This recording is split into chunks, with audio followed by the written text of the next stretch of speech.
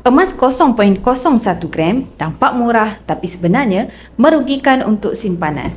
Kalau tujuan anda untuk menyimpan, sebaiknya mula dengan saiz 5 gram ataupun 1 dinar.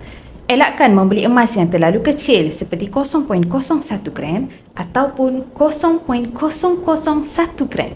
Emas saiz kecil ini biasanya dibuat khas untuk dijadikan hadiah ataupun koleksi.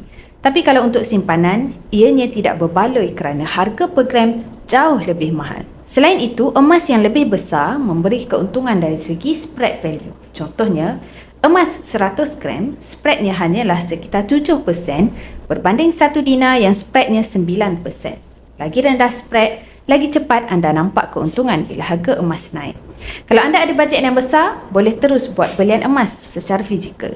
Tetapi jika bajet anda kecil, di Public Gold anda ada Economas Cap, iaitu di mana anda boleh mula serendah RM100 dan kumpul gram emas sedikit demi sedikit. Bila cukup gram emas, anda boleh keluarkan dalam bentuk gold bar ataupun dinar mengikut keperluan anda. Jadi kalau matlamat anda nak bina simpanan jangka masa yang panjang, pilih saiz emas yang betul supaya simpanan anda lebih menguntungkan dan bukannya rugi di awal.